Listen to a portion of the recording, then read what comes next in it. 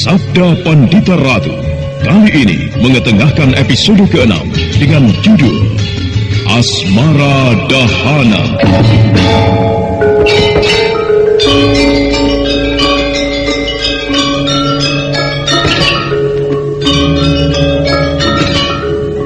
Dalam seri ke-163 ini, dengan para pemain, Ferry Fadli sebagai Kameswara, Margaret sebagai Ken Siwi Naraswari, Eli Ermawati sebagai Ken Dedes, Apip Burhan sebagai Empu Purwa, dan pengantar cerita, Asdi Suhastra.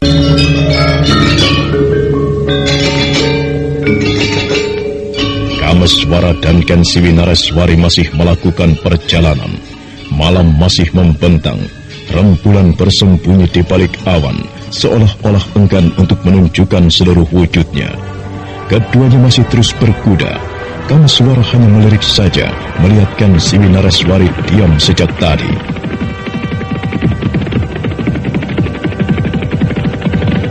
Siwi, kenapa dari tadi kau diam saja? Apakah ada yang kau pikirkan? Tidak, Kakang. Aku justru tengah membayangkan pertemuan dengan Rahasti Kandi. Aku senang dapat bertemu kembali dengannya. Bisa Kakang bayangkan selama ini aku mencari ke sana kemari, tapi tidak bertemu dengannya. Dan sekarang begitu bertemu, justru kabarnya dari Kakang Kameswara. Iya, tetapi keadaan Rahasti Kandi kali ini memprihatinkan. Dia telah mengalami peristiwa yang menyedihkan. Apa? Oh, benarkah apa yang Kakang katakan itu? Iya. Lalu peristiwa apakah yang menimpanya, Kakang? Aku belum bisa menceritakannya. Nanti saja kalau kita sudah bertemu dengan Rahasti Kandi. Kasihan sekali nasib anak itu. Perjalanan hidupnya begitu pahit. Sekalipun aku belum tahu peristiwa apa yang menimpanya, tapi aku yakin dia mengalami hal yang menyakitkan. Kita harus segera sampai ke sana, Kakang. Iya, kita memang harus segera sampai. Aku pun sudah meninggalkan dia beberapa hari ini. Masih jauhkah perjalanan yang akan kita tempuh ini, Kakang? Kalau kita mau berkuda tanpa istirahat, mungkin akan sampai di sana pada tengah malam.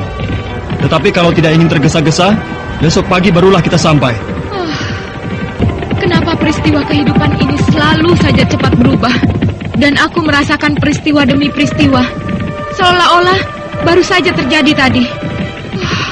Dewata Agung. Ya, itulah kehidupan. Perjalanan waktu berlangsung tidak terasa. Begitu juga dengan perjalanan peristiwa yang telah kita alami. Hidup ini ibarat sebuah lakon, dan kita adalah para pemainnya. Kalau kita tidak bisa menyadari keadaan dan kembali pada kebersihan kita, maka kita akan terjerumus dan kembali pada kotak penutup lakon. Banyak sekali orang-orang yang putus asa pada hidup, karena mereka tidak menyadari apa yang mestinya dia lakukan. Semula aku pun termasuk orang yang putus asa.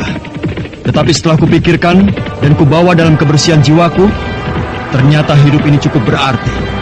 Karena hidup di alam maya pada ini adalah perjalanan penentuan untuk hidup di akhirat. Sudah sejauh itukah pandangan hidup Kakang terhadap kehidupan ini? Ya, aku besar dalam hidup karena banyak yang kutimba dari setiap langkahku. Hidup ini akan mempunyai arti kalau kita mau memahami dan mencari sisi kebenaran. Mudah-mudahan saja aku bisa mengatasi kehilafan dan kealpaan dari setiap langkahku. Pandangan hidup Kakang ternyata semakin luas saja. Aku beruntung dapat bertemu lagi denganmu, Kakang. Semua ini berkat Dewata Agung. Kalau bukan dia yang menentukan, tidak mungkin akan terjadi begini. Keduanya terus berkuda menyusuri kegelapan malam. Kameswara banyak bercerita tentang pandangan hidupnya, seperti yang pernah dia alami. Sementara itu, di Panawijen, saat orang-orang terlena dalam mimpinya, tiba-tiba saja Ken Dedes bangun dari tidurnya.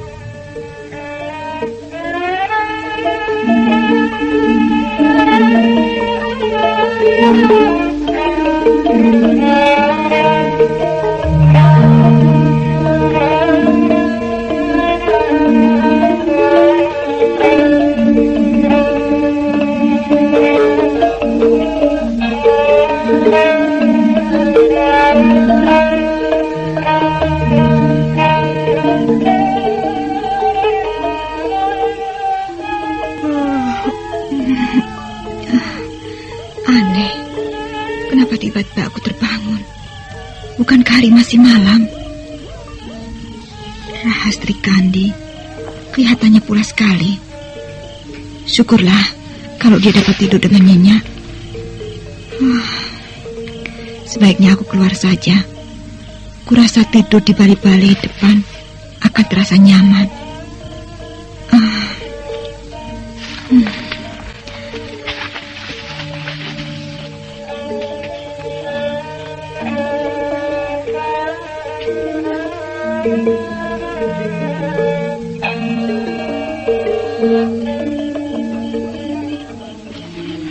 Langit nampak bersih.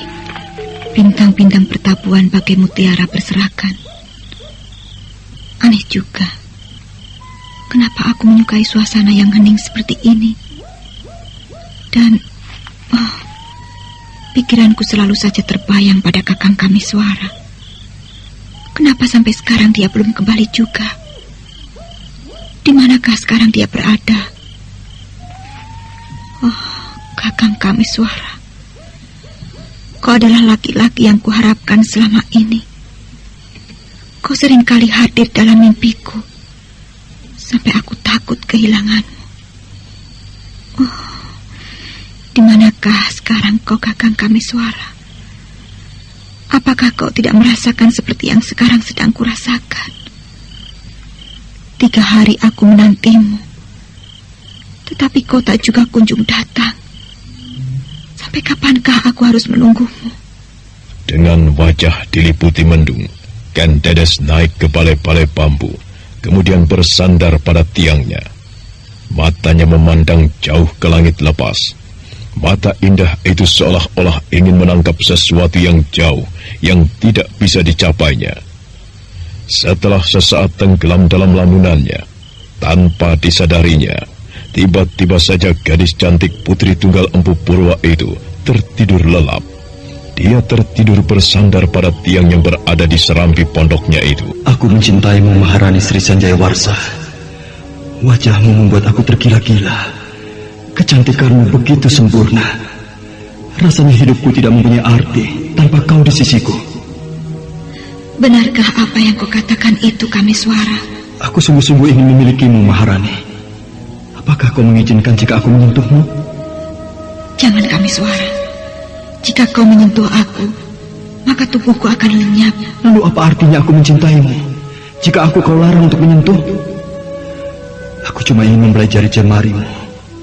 Kau tidak perlu khawatir, aku akan melakukan sesuatu yang tidak senonoh. Bukan itu masalahnya. Kau memang tidak boleh menyentuhku. Kalau kau tetap lakukan hal itu, nanti kau akan menyesal. Lalu apa yang harus kulakukan untukmu, Maharani? Bagaimana caranya agar aku bisa memilikimu? Aku akan menitis pada wanita lain.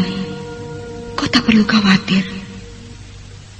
Nanti, jika aku sudah menitis pada orang lain, apapun yang kau inginkan akan dapat kau lakukan. Tunggu saja saatnya, Kamiswara, dan kita pasti akan bertemu.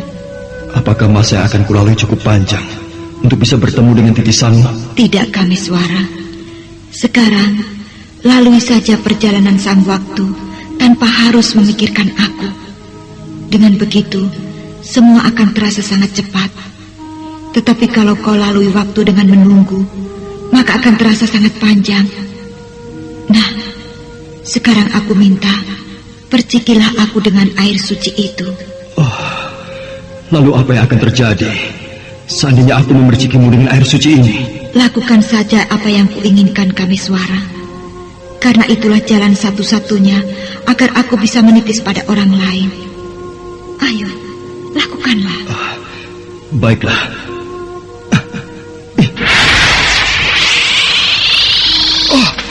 Maharani!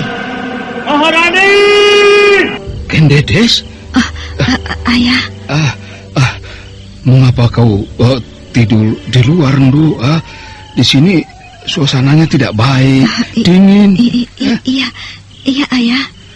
Kau sepertinya gugup. Ada apa? Ayah, udara di dalam gerah, makanya saya tidur di luar. Ayah tidak tanyakan itu lagi. Yang ayah tanyakan, kenapa kau gugup? Apakah ada peristiwa lagi dalam mimpimu? Benar, Ayah. Dan mimpi itu seolah-olah benar-benar terjadi. Wanita dalam mimpi itu seakan-akan saya. Dan dia mengatakan akan menitis pada seseorang. Apakah orang yang dimaksud wanita itu adalah saya, Ayah?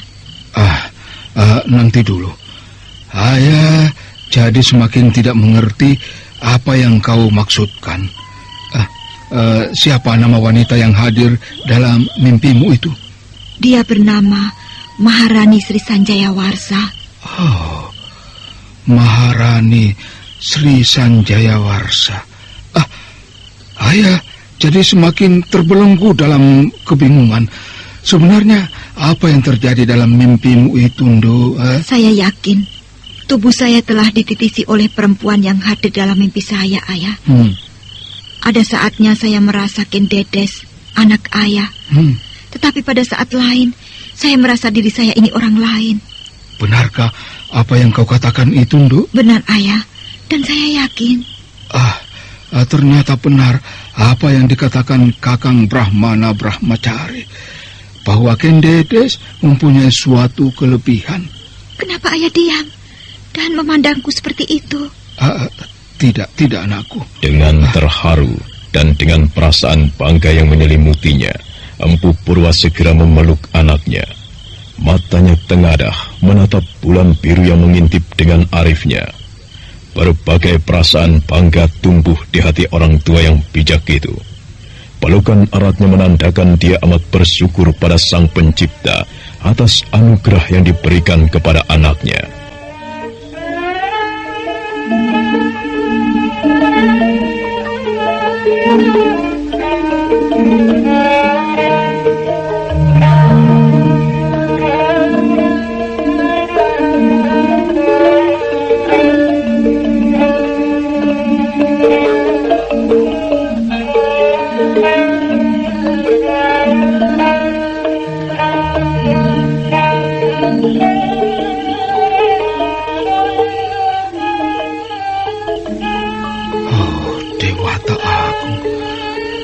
Aku mengucapkan syukur padamu. Anakku ternyata benar-benar pilihanmu. Dia menjadi kekasih para dewa. Ya, aku yakin anakku kelak akan menjadi ibu dari raja-raja besar di tanah Jawa ini. Dia mempunyai 2 jiwa. Dan aku yakin jiwa yang satu adalah engkau, ya Dewata Agung.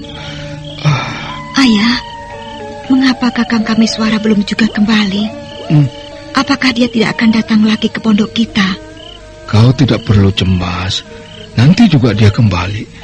Mungkin masalah yang sedang diselesaikannya belum tuntas. Sebaiknya kembalilah tidur. Tapi ayah minta jangan tidur di sini. Nanti kamu sakit. Baiklah, Ayah. Lalu ayah sendiri akan tidur di mana? Mungkin ayah tidak tidur. Sebentar lagi juga pagi. Ayah akan bersemedi di sini sambil menunggu fajar muncul. Iya. Pergi juga kan, Siwi? Apakah kita sudah sampai di desa Panawijen? Iya, inilah desa Panawijen. Oh, lalu di manakah padepokan yang kau ceritakan itu, Kakang? Tidak lama lagi kita akan sampai. Hea, hea, hea, hea, hea. Tidak terasa sudah pagi. Aku harus membangunkan Kendedes. Aku khawatir dia kesiangan. Ayah, sudah selesai bersemedinya. Oh, Kendedes, ayah pikir kau masih tidur. Saya tidak bisa tidur, Ayah. Hati saya gelisah memikirkan Kakang Kameswara. Saya khawatir terjadi apa-apa terhadapnya. Dasar anak muda. Sudahlah, sebaiknya kau siapkan wedang jahe untuk ayah. Saya sudah menyiapkannya sejak dari tadi. Apakah saya bawa ke sini saja, ya? Loh, ya iya. Minum wedang jahe di sini kan lebih enak, lebih nikmat. Ayah, ada orang datang. Bukankah itu Kameswara? Oh, benar, Ayah. Itu Kakang Kameswara. Oh. Kakang Kameswara. Kendedes, selamat pagi, Paman. Iya. Silakan, Kameswara, silakan. Iya, Paman. Mari kan, Siwi. Sejak semalam aku membicarakanmu, Kameswara. Ken Dedes khawatir akan terjadi apa-apa terhadapmu. Ayah. Di perjalanan saya memang menghadapi berbagai masalah. Untungnya saya dapat menyelesaikan hal itu. Oh ya, kenalkan ini Ken Siwi. Nama saya Ken Siwi Naraswari. Iya. Ini anak paman, namanya Ken Dedes. Ayo Ken Dedes, kenalkan dirimu. Iya, Ayah. Silakan Ken Siwi. Ayah, saya tinggal dulu. Tolong kau bawa kemari wedang jahenya. Kita sama-sama minum di sini. Ken Dedes? Walah, kenapa anak itu diam saja? Sebentar, Kameswara. Kalian duduk-duduk saja dulu di sini, ya? Ya, Paman. Empu Purwa segera beranjak dari tempat duduknya. Laki-laki tua itu mengerti apa yang tengah dirasakan oleh anaknya. Sementara Ken Siwi Naraswari yang juga menyadari keadaan hanya menoleh ke arah Kameswara. Dan orang yang dilihatnya itu hanya tertunduk malu. Saat Ken Dedes dan ayahnya tengah berbincang-bincang di serambi depan, dari arah depan halaman muncul dua orang berkuda menghampiri. Mereka tak lain adalah Kameswara dan Ken Siwi Naraswari. Melihat kehadiran orang yang dikenalnya itu, Ken Dedes segera beranjak dari pale-pale dan mendekati mereka. Kakak Kameswara? Ken Dedes. Selamat pagi, Paman. Iya. Silakan Kameswara, silakan. Iya, Paman. Mari Ken Siwi. Sejak semalam aku membicarakanmu, Kameswara. Ken Dedes khawatir akan terjadi apa-apa terhadapmu. Ayah, bisa saja. Bagaimana perjalananmu, Kameswara? Apakah kau menemui hambatan? Iya, Paman. Tetapi untunglah hambatan itu dapat kami selesaikan. Oh iya, kenalkan ini Ken Siwi, Paman. Nama saya Ken Siwi Naraswari, Paman. Oh iya. Ini anak paman, namanya Ken Dedes. Ayo Ken Dedes, kenalkan dirimu. Iya, Ayah. Silakan Ken Siwi. Saya tinggal dulu ya. Oh ya, Ken Dedes, tolong kau bawa kemari wedang jahenya. Kita sama-sama minum di sini. Ken Dedes, kenapa anak itu diam saja? Sebentar, Kameswara. Kalian duduk-duduk saja dulu, ya? Oh, iya, Paman. Kakang, kelihatannya Ken Dedes cemburu padaku. Kulihat saja tadi raut wajahnya. Sekalipun dia berusaha untuk tersenyum, tapi aku dapat membaca apa yang dia rasakan. Apakah dia kekasihmu? Tidak. Maksudku bukan. Kenapa kau gugup? Katakan saja iya. Kalau memang dia kekasihmu, kenapa harus malu? Dia seorang gadis yang cantik. Kakang harus beritahu dia. Katakan bahwa aku adikmu, agar rasa cemburunya sirna. Benarkah Ken Dedes cemburu pada Ken Siwi? Kalau memang benar, artinya dia menaruh simpati padaku. Kenapa tiba-tiba aku jadi berdebar? Kau beruntung mempunyai kekasih seperti Ken Dedes, Kakang. Dia cantik dan sepertinya mempunyai daya tarik tersendiri. Kameswara jadi tersipu malu mendengar kata-kata Ken Siwi Naraswari. Dia sebenarnya ingin berkata terus terang bahwa Ken Dedes bukanlah kekasihnya. Namun kata-kata yang ingin dikeluarkan terasa berat. Bahkan sebaliknya, ada kesejukan dirasakannya. Sementara itu di ruang belakang pondok, putri tunggal Empu Purwa itu kelihatan termenung. Dia seperti merasakan ada sesuatu yang mengganjal di hatinya. Kameswara, sungguh tega sekali kau, Kakang. Kenapa kau membawa wanita lain di hadapanku? Apakah kau tidak melihat dan merasakan bagaimana sakitnya hatiku ini? Kenapa aku jadi begini? Apakah aku cemburu? Ken Dedes? Ayah, wedang jahe ini sedang saya siapkan. Nanti dulu. Ayah tidak menanyakan wedang jahe. Yang ayah ingin tanyakan, kau kenapa? wajahmu kok tiba-tiba jadi kusut? Tidak apa-apa, Ayah. Tidak apa-apa. Apanya yang tidak apa-apa? Kau cemburu ya? Cemburu sama siapa? Lagi pula, apa yang harus Kendedes cemburukan?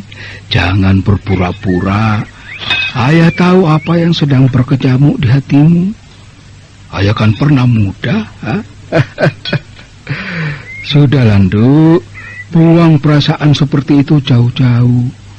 Kalian kan belum menjalin hubungan. Seandainya sudah pun, harus pandai-pandai melihat keadaan. Kita harus tahu dulu siapa wanita itu. Kalau memang itu kekasihnya, boleh cemburu. Tetapi kalau bukan, justru nanti akan membuat kau malu sendiri. Ya? Sudahlah, ayo kita kembali ke depan. Bawa wedang jahe itu. Sebentar. Pasang wajah manismu. Jangan sampai Kensiwi dan kamu suara tahu kalau kau sedang luka. Dasar anak muda. Benar juga kata Ayah. Kenapa aku harus cemburu? Toh aku belum tahu jelas siapa wanita itu. Seandainya dia kekasih kakang kami suara pun, apa urusannya denganku? Ada apa tadi dengan Kendedes, Paman? Tidak ada apa-apa. Sudahlah, jangan hiraukan dia. Nanti juga dia keluar. Nah, itu. Ini wedang jahenya, Ayah. Ya taruh di sini, Nduk. Kelihatannya kamu kok kikuk sekali. Tidak, Ayah. Saya biasa-biasa saja kok. Ayo kakang kami suara, silahkan. Kensiwi. Iya, Kensiwi. Tidak terlalu sulit untuk mengingat namaku, bukan? Iya, aku memang sedang tidak enak badan. Silakan saja disambi. Aku ingin ke belakang sebentar. Mau kemana? Sudah, Landu. Tidak ada yang perlu kau kerjakan. Tapi, Ayah. Sudahlah, ayo, duduk. Dengan wajah tersipu malu, akhirnya Kendedes menuruti kata ayahnya. Hati putri tunggal Empu Purwa itu sebenarnya belum bisa tenang, tetapi mau tidak mau dia harus duduk di hadapan Kameswara. Kendedes masih menundukkan wajahnya, sekalipun ayahnya sudah mulai bicara. Bagaimana dengan usahamu untuk mencari orang yang telah mencelakai adikmu, Kameswara? Saya sudah menuntaskan masalah itu semua, Paman. Ya, namun begitu, saya tidak bisa berbuat apa-apa terhadap Surobasanto. Kenapa? Apakah dia mempunyai ilmu kanuragan yang tinggi? Dia sama sekali tidak mempunyai kepandaian apa-apa, Paman. Baiklah, sebelum saya menceritakan semuanya, saya ingin bertemu dengan Rahastri Kandi. Iya, Paman. Saya pun ingin bertemu dengan Rahastri Kandi. Oh, jadi kau pun kenal dengan Rahastri Kandi? Saya bibinya. Oh, kau bibinya? Berarti kau adiknya Kameswara? Benar, Paman. Kakang Kameswara memang kakang saya. Ya, pertemuan saya dengannya pun secara tidak sengaja. Semua ini berkat Dewata Agung. Kau benar, Kensiwi. Semua ini yang mengatur adalah Yang Maha Agung. Kendedes, apakah Rahastri Kandi sudah bangun? Sepertinya sudah, Ayah. Coba saya lihat ke dalam. Itu dia, Ayah. Rupanya dia sudah bangun. Rahastri Kandi? Kendedes? Rupanya sedang ada tamu. Rahastri Kandi, bagaimana keadaanmu? Kakang Kameswara. Bibi Kensiwi. Rahastri Kandi. Kensiwi segera memeluk Rahastri Kandi dengan rasa haru. Keduanya berpelukan dengan erat, seolah-olah memendam rasa rindu yang dalam. Air mata Rahastri Kandi satu persatu jatuh berderai di pipinya yang lembut. Dan suasana haru itu seakan-akan sukar untuk disembunyikan. Kendedes pun memalingkan wajahnya, menatap ayahnya yang tersenyum arif. Bibi Kensiwi, maafkanlah atas kesalahanku ini. Akibat dari semua ulahku, aku mengalami peristiwa yang memalukan, yang membuatku tidak mempunyai arti apa-apa lagi di dunia ini. Apa sebenarnya yang telah terjadi padamu, Rahastri Kandi? Apakah aku harus menceritakannya padamu? Aku malu, Bibi. Ya, sudahlah. Hapus air matamu. Jangan bawa dirimu dalam duka yang berlarut-larut. Aku tidak ingin pertemuan ini kau hiasi dengan air mata. Kensiwi, biarlah semuanya akan kuceritakan.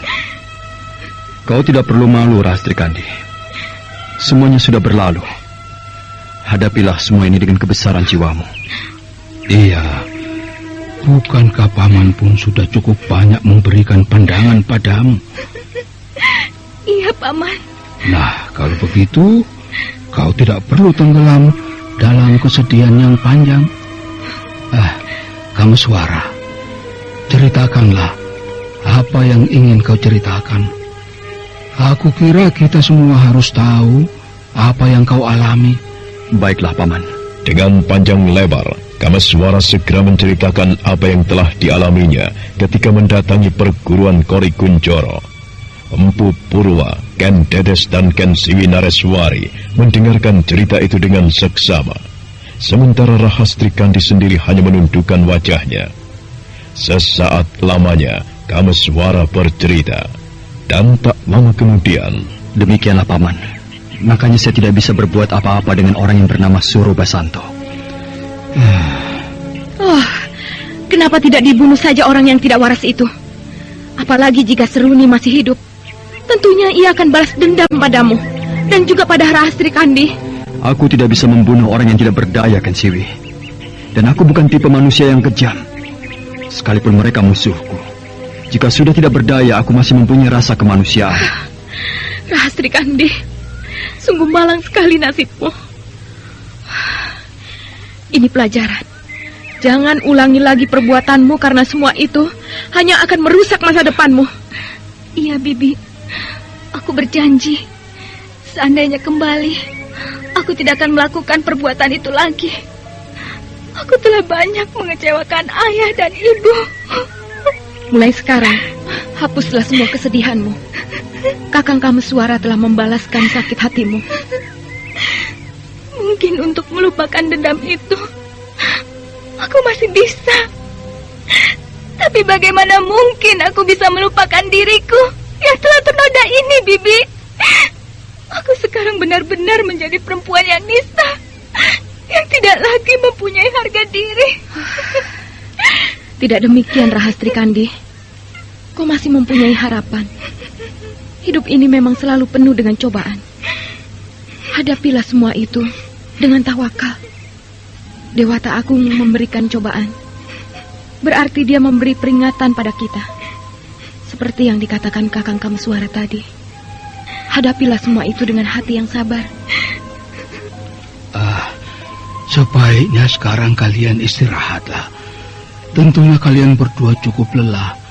Nanti bisa kita teruskan bincang-bincang ini. Ken Dedes, ajaklah Ken Siwi dan Rahastri Kandi ke dalam. Iya, Ayah. Ayo Kakang Mbok Ken Siwi, Rahastri Kandi. Iya.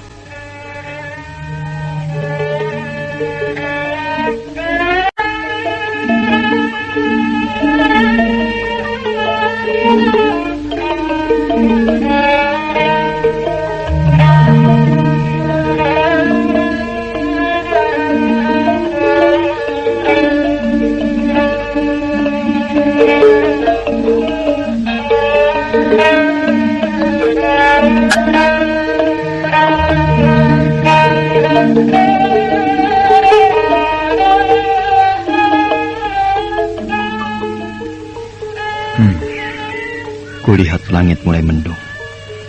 Mungkin akan turun hujan. Padahal beberapa hari ini suasana selalu cerah. Kenapa sejak tadi hatiku berdebar-debar? Apakah karena tatapan Ken Dedes sehingga aku dipermainkan oleh perasaanku sendiri? Ken Dedes. Untung saja masalah Ken Siwi tadi tuntas. Artinya aku tidak perlu gelisah dengan sikapnya. Apakah benar Kendedes jatuh cinta padaku? Tidak. Aku tidak yakin. Tapi kalau aku perhatikan wajahnya, kenapa tiba-tiba pikiranku selalu terlintas bayangan Maharani Sri Sanjayawarsa? Apakah dia telah menitis pada Kendedes? Kakang Kameswara? Kendedes? Kukira siapa? Kelihatannya Kakang tengah menyendiri. Apakah ada yang Kakang pikirkan? Tidak. Aku tidak memikirkan siapa-siapa. Kecuali... tidak. Maksudku suasana siang ini terasa sunyi. Mungkin karena langit mendung. Iya. 2 hari ini langit selalu mendung. Tetapi kemarin tidak turun hujan. Apakah hati Kakang pun sedang mendung? Bagaimana hatiku akan mendung, sementara tak ada seorang wanita pun yang singgah di hatiku? Tidak mungkin. Aku tidak percaya kalau orang macam Kakang Kameswara tidak dicintai wanita. Apakah orang macam diriku ini pantas untuk dicintai? Atau barangkali disenangi wanita? Kenapa tidak? Kalau memang pantas, wanita mana? Apakah kau? Tidak perlu kikuk. Maafkan kata-kataku tadi. Aku hanya bergurau kok. Tidak apa-apa, Kakang. Kendedes, kalau ku perhatikan wajahmu, tiba-tiba saja aku teringat dengan seseorang. Wajahnya sangat mirip sekali denganmu. Sampai-sampai aku menduga bahwa kau adalah dia. Apakah orang yang Kakang maksudkan adalah kekasih Kakang? Bukan. Tetapi dia telah berjanji padaku. Suatu saat dia akan datang. Peristiwa itu sudah lama terjadinya. Kalau memang dia telah berjanji, artinya dia mencintai Kakang. Dan Kakang harus menunggunya.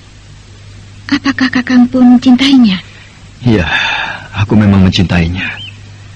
Tapi apakah mungkin orang yang sudah meninggal akan muncul kembali?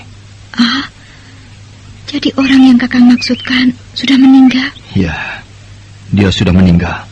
Tetapi menurut yang dia katakan, bahwa dia tidak meninggal. Suatu saat ia akan muncul, tetapi menitis pada orang lain. Siapakah nama wanita itu, Kakang?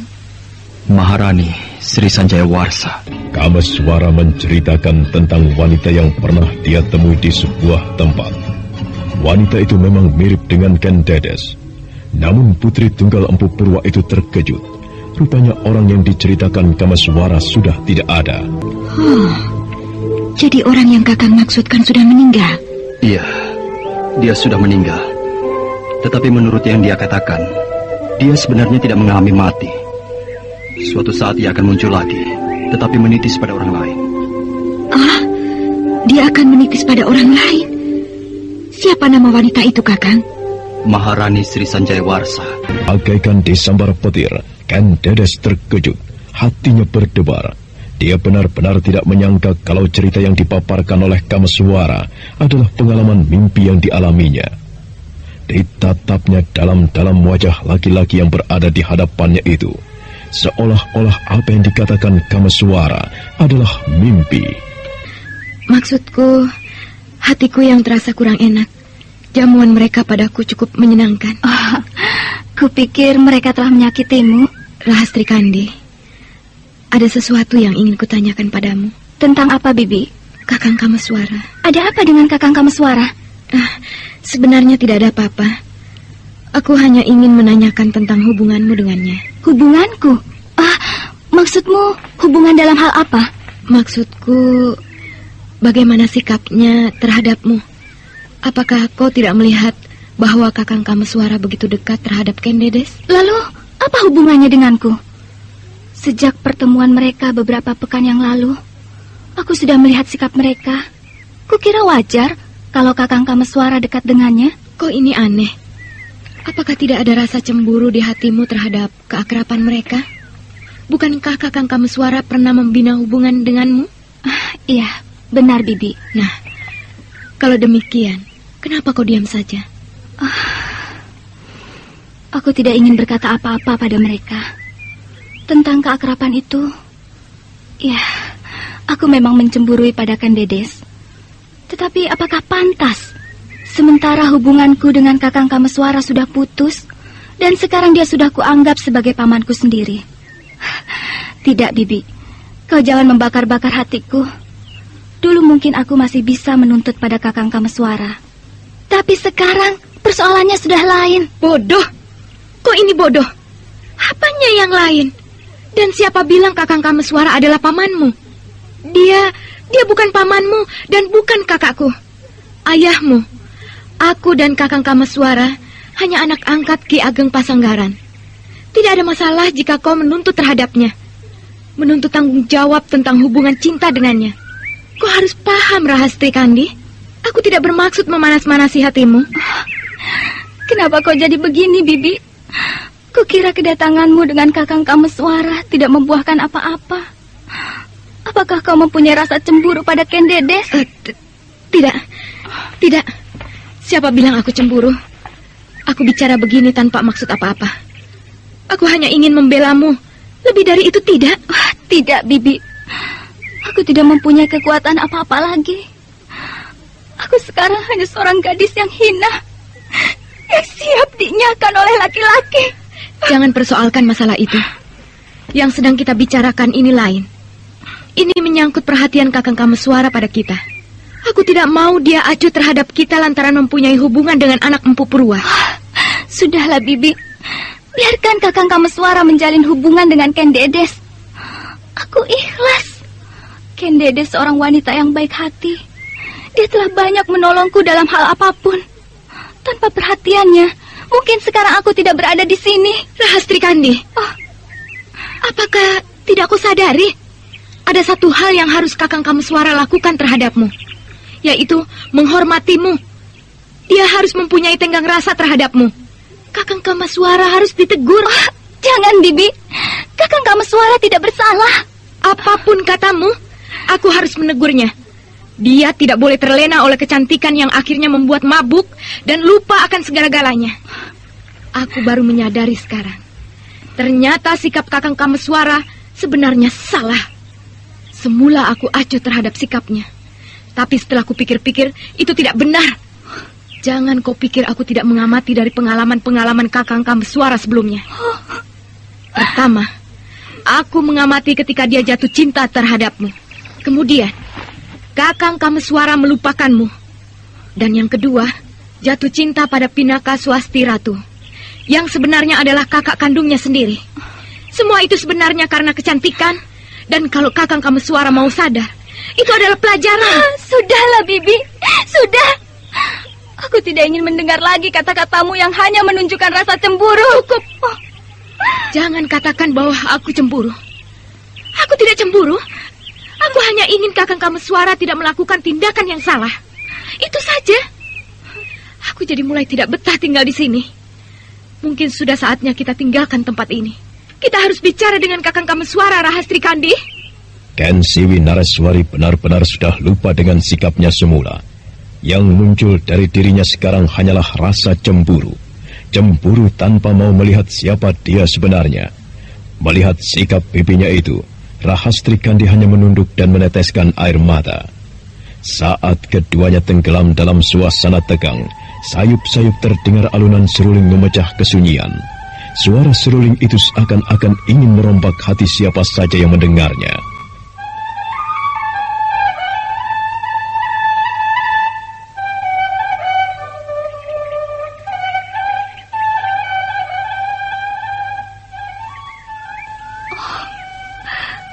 Kakang Kameswara, merdu sekali suara serulingmu. Aku suka mendengarnya. Kenapa baru sekarang kau meniup seruling kembali? Apakah karena kau sedang jatuh cinta? Ini pasti tiupan seruling Kakang Kameswara. Menyebalkan. Apa-apaan? Baru jatuh cinta begitu saja sudah meniup seruling. Kau dengar itu bukan? Dengan meniup seruling, itu pertanda bahwa Kakang Kameswara sudah lupa pada kita. Aku muak mendengar suara seruling itu. Bibi, aku menyenanginya. Alunan seruling itu seolah-olah membawaku ke alam yang jauh, yang sukar dicapai oleh siapapun. Mulai terlena rupanya kau. Celaka. Kenapa kata-kataku tidak kau dengar? Kau anggap apa aku ini, ha? Aku menganggap kau adalah bibiku.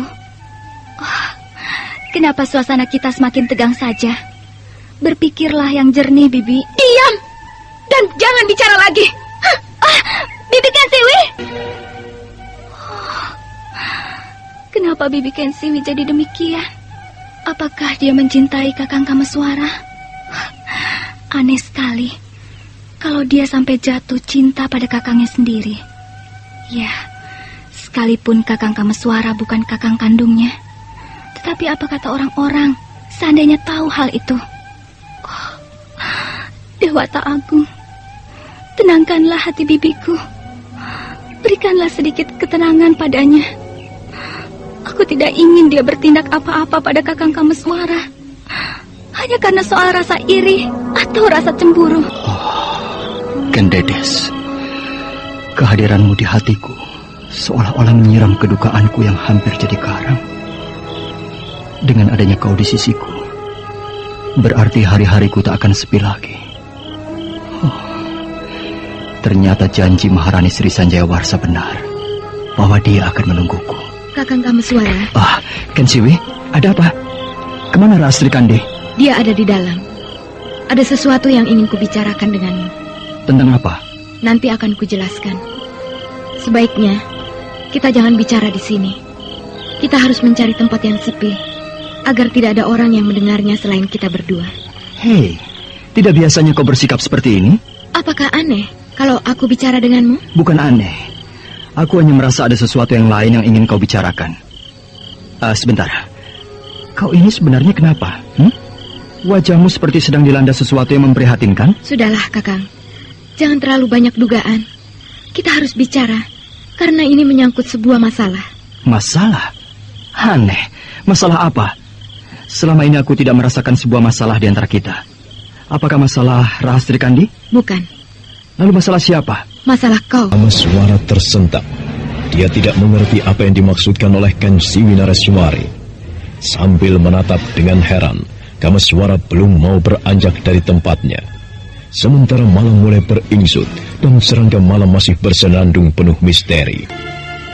Oh, masalah aku? Ya, sudahlah. Sebaiknya kita cari tempat yang baik untuk membicarakan hal ini. Nanti juga akan mengerti. Kalau begitu baiklah. Dengan penuh rasa heran, Kameswara mengikuti Kensiwi Nareswari. Sementara angin malam berhembus perlahan dan udara terasa dingin membelai kulit. Setelah beberapa saat melangkah, akhirnya keduanya sampai di sebuah tempat. Masalah apa sebenarnya yang ingin kau bicarakan, Kensiwi? Banyak, terutama tentang sikap Kakang. Kulihat Kakang sama sekali tidak peduli pada kami. Maksudmu? Kakang tidak peduli lagi padaku dan pada Rahastri Kandi. Apakah Kakang sadar apa yang selama ini Kakang lakukan? Kau sekarang tengah terlena dan mabuk. Aku jadi semakin tidak mengerti apa yang kau maksudkan. Bicaralah yang jelas, Kensiwi, agar aku bisa mengerti dan paham dengan apa yang kau katakan. Baik, aku akan bicara dengan jelas agar Kakang mengerti. Dan ini sebenarnya menyangkut masalah Rahastri Kandi. Rahastri Kandi? Iya. Kakang tidak menyadari karena Kakang tidak mau tahu bagaimana perasaan kami. Nanti dulu. Bukankah tadi kau katakan bahwa masalah yang ingin kau bicarakan tidak menyangkut Rahastri Kandi? Tapi kenapa sekarang justru berhubungan dengan dia? Aku berkata demikian agar Kakang mau mengikutiku untuk berbicara di sini. Baik. Teruskanlah apa yang ingin kau bicarakan. Kakang telah melukai hati Rahastri Kandi. Seharusnya Kakang sadar bahwa dia baru saja mengalami luka yang amat berat. Mungkin Kakang belum paham apa yang aku maksudkan. Kau menjalin hubungan cinta dengan Kendedes di depan mata Rahastri Kandi. Dan aku kira ini amat menyakitkan. Kau sama sekali tidak bisa menjaga perasaannya. Apakah dia bicara denganmu tentang aku? Tidak. Dia memang tidak bicara tentang Kakang dan tentang hubungan Kakang dengan Kendedes. Tetapi aku melihat sikap yang tidak wajar yang seharusnya Kakang tidak lakukan. Aku mengerti. Kakang sudah tidak mempunyai hubungan cinta dengan Rahastri Kandi. Tapi tidak benar kalau Kakang bercinta dengan seorang gadis lain di depan matanya. Aku tidak melakukan yang tidak wajar, apalagi di depan matanya. Kau jangan mencoba menuduhku. Aku tidak menuduhmu. Tapi aku melihat sendiri apa yang kau lakukan. Apakah ini tidak menyakitkan? Dan bagaimana jadinya kalau dia tahu? Cukup. Kau jangan mencoba memojokkan aku dalam masalah yang seharusnya tidak terjadi. Jangan merasa mempunyai pendapat yang benar, sementara kau hanya bertumpu pada kebenaran sendiri. Aku sampai bingung dengan sikapmu ini, Ken Siwi. Kemarin pertama kau bertemu dengan Ken Dedes, kau seolah-olah menyetujui hubunganku dengannya, dan itu membuat hatiku tenang. Tetapi sekarang, sikapmu berbalik jauh sama sekali. Aku hanya ingin mengingatkanmu, Kakang. Renungkan apa yang telah terjadi beberapa bulan ini. Kau pergi dari pesanggaran sedikit banyak karena ingin melupakan persoalan cintamu dengan Rasti Kandi. Kemudian disusul dengan persoalan kedua. Kau mempunyai masalah dengan Pinaka Swasti Ratu yang sebenarnya adalah kakakmu sendiri. Dan sekarang kau mulai menumbuhkan persoalan baru yang seharusnya tidak terjadi. Apakah saat keasmaranmu ini berlangsung kau ingat pada Rasti Kandi? Atau ingat pada Pinaka Swasti Ratu? Tentu tidak, bukan? Iya, itu karena kau mabuk. Ini harus dicegah. Kau harus sadar, Kakak. Cukup! Jangan kau lanjutkan kata-katamu, Ken Siwi. Nada bicaramu hanya menekan kesalahan padaku. Bicaralah yang jujur, Ken Siwi. Apa maksudmu yang sebenarnya, sehingga kau membicarakan hal ini? Aku tidak mempunyai maksud apa-apa, selain apa yang kukatakan tadi. Bohong! Aku juga melihat sesuatu yang tidak wajar dari sikapmu. Kau berbicara seolah-olah mengatasnamakan persoalan Rahastri Kandi. Tetapi sebenarnya adalah persoalanmu sendiri. Kau cemburu pada Ken Dedes. Kakang, kenapa kau tega berkata begitu? Dan kau sendiri tega merusak batinku. Padahal sebelum kehadiranmu di sini, kami semua baik-baik saja. Bicara saja yang jujur, Ken Siwi. Bahwa kau cemburu. Jangan menutup-nutupi keadaan yang sebenarnya. Wajah Ken Siwi jadi merah padam. Dia tidak menduga bahwa Kameswara akan membalikan kata-katanya. Dengan rasa malu yang dalam, Ken Siwi Nareswari membuang tatapannya ke tempat lain. Dia merasakan ada sesuatu yang mengganjal dalam rongga lehernya. Dengan hati yang luka, putri bungsu Ki Ageng Pasanggaran itu menggigit bibirnya sendiri. Mungkin apa yang kukatakan tadi cukup menyakitkan hatimu. Tetapi cobalah berpikir, apakah tindakanmu ini benar? Kukira hati kecilmu pun mengatakan bahwa itu salah. Peristiwa hubunganku dengan Rahastri Kandi sudah berlalu lama, dan kukira sudah tidak pantas untuk diungkit-ungkit lagi. Begitu juga dengan kealpaanku yang mencintai kakak kandungku sendiri. Tetapi untuk apa semua itu harus diceritakan kembali? Kau tahu apa yang kurasakan setelah kau mengatakan hal itu? Aku kecewa sekali padamu, dan aku merasa sakit hati. Beginikah wanita yang kuanggap sebagai adikku sendiri? Padahal dulu aku tidak pernah melihat sikap yang tidak wajar. Beban pikiranku terlalu banyak, Ken Siwi. Persoalan saling tumpang tindih di benakku. Aku pergi dari pesanggaran dengan membawa luka, dan luka itu masih membekas di dalam batinku. Dan kenapa ketika luka itu akan lenyap, kau muncul membawa persoalan baru? Apakah aku salah jika sekarang telah kutemukan cinta yang baru, yang justru bisa membuatku damai dan tenang? Ken Dedeslah wanita satu-satunya yang bisa menciptakan semua itu. Sekarang aku mau tanya, apakah maksud dari kata-katamu ini adalah karena kau cemburu? Sudahlah, Kakang. Aku tidak ingin berkata apa-apa lagi. Tuduhanmu telah menyinggung perasaanku. Iya, mungkin aku salah. Kenapa aku mau turut campur dengan urusanmu? Ken Siwi, tunggu! Ken Siwi terus berlari tanpa mau menghiraukan teriakan Kameswara. Hatinya luka, batinnya tidak bisa menerima apa yang dikatakan oleh kakangnya. Melihat Ken Siwi berlari tanpa mau menghiraukan panggilannya, Kameswara hanya bisa menghela nafas panjang sambil menatapnya penuh rasa iba. Tidak kusangka kau mempunyai hati seperti itu. Aku mengerti kau cemburu. Tetapi untuk apa kau cemburu Ken Dedes? Lagi pula kau adalah adikku.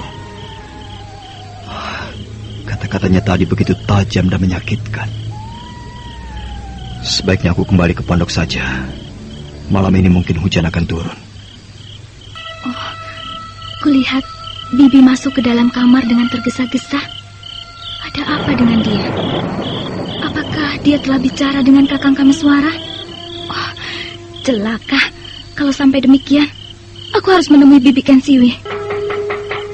Bibi! Bibi Ken Siwi! Masuk saja. Pintunya tidak dikunci.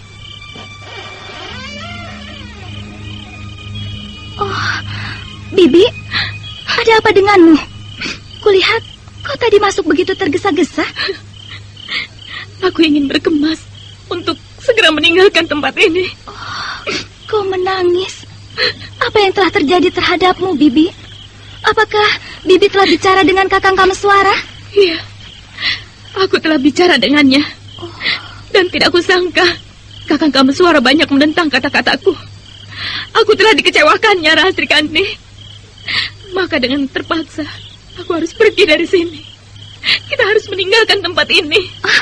Apa maksudmu dengan kita? Kau harus ikut denganku untuk meninggalkan pondok ini. Biarkan Kakang Kameswara sibuk dengan keinginannya sendiri. Malam ini juga kita harus pergi. Kenapa demikian, Bibi? Apakah tidak ada cara lain untuk menyelesaikan masalah ini? Kau mau ikut denganku atau tidak? Atau kau ingin melihat Kakang Kameswara bercumbu dengan Ken Dedes di depan matamu? Dan kau akan terus-menerus menelan kecemburuan akibat dari semua itu? Tidak, Bibi. Nah, kalau demikian, kau harus ikut denganku. Tapi tidak mungkin kalau tidak pamit pada Empu Purwa dan Ken Dedes. Mereka telah banyak menolongku, Bi. Tapi kalau kita berpamitan, kita pasti dicegah untuk pergi. Dan itu semakin membuat kita repot. Tidak, aku kira tidak akan repot. Biar bagaimana, kita harus menunjukkan rasa sopan dan tata krama yang baik. Aku tidak mau membuang-buang waktu, Rahastri Kandi. Malam bulan purnama sebentar lagi. Dan ayahmu telah menunggu di desa Tanjung Sari. Benarkah ayah sedang menunggu di Tanjung Sari? Untuk apa aku berdusta? Sebelum aku berangkat untuk mencarimu, aku telah membuat perjanjian untuk bertemu di sana. Baiklah, Bi. Lalu, kapan kita akan berangkat? Malam ini udara terasa dingin sekali, dan aku yakin akan turun hujan. Kita tidak perlu resah hanya karena hujan. Ayo, bersiaplah untuk meninggalkan tempat ini. Baiklah, Bi. Selamat tinggal, Kakang Kameswara. Silakan lakukanlah apa yang kau inginkan demi kepuasan cintamu. Aku akan pergi bersama Rahastri Kandi dengan membawa sakit hati yang dalam. Iya, sebelumnya kita memang tidak pernah mengalami peristiwa apapun. Dan baru sekarang aku sakit hati terhadapmu. Malam semakin larut, rintik hujan perlahan turun. Setelah mencuri kuda dari dalam kandangnya, Ken Siwi dan Rahastri Kandi memacu kudanya ke arah timur.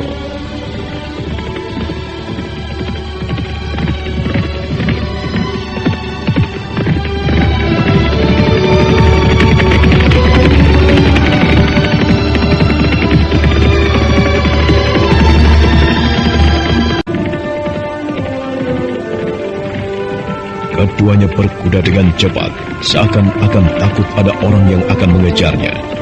Namun saat mereka tengah menikung ke arah kiri, tiba-tiba dari tepi jalan, tepatnya dari sebuah semak-semak, muncullah seseorang mencegat mereka.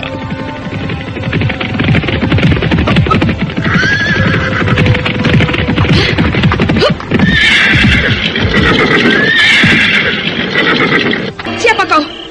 Kenapa menghalangi perjalanan kami? Kalian tidak bisa meninggalkan desa Panawejan ini tanpa seizinku. Oh, Kakang Kameswara. Mau kau ajak kemana sebenarnya Rahastri Kandi, Ken Siwi? Aku akan mengajaknya pergi. Pondok itu rasanya sudah tidak menyenangkan lagi. Suasananya terasa panas, dan Kakang sudah sibuk dengan urusan Kakang sendiri. Sampai sejauh itu ke cara pandangmu? Itu sama saja kau tidak menghargaiku. Aku terpaksa melakukannya, Kakang. Aku minta, jangan mencegah kami. Biarkanlah kami pergi. Aku tak akan mengusik kesenangan Kakang. Cukup! Ini bukan cara yang baik. Aku tidak melarang kalian untuk pergi meninggalkan desa Panawejan. Tetapi caranya, apakah kalian tidak bisa minta izin? Atau basa-basi sedikit untuk memenuhi keinginan kalian agar kalian bisa pergi? Apa nanti tanggapan Paman Purwa dan Ken Dedes terhadapku seandainya ini kalian lakukan? Itu urusan Kakang. Bagaimana menghadapi mereka? Yang jelas kami tetap akan pergi. Kau telah menyakiti hatiku, Ken Siwi. Baik, kau boleh pergi. Tetapi Rahastri Kandi tidak kuizinkan untuk pergi. Saudara pendengar, untuk mengetahui jawabannya, ikutilah kelanjutan kisah ini dalam seri berikutnya. Sampai jumpa.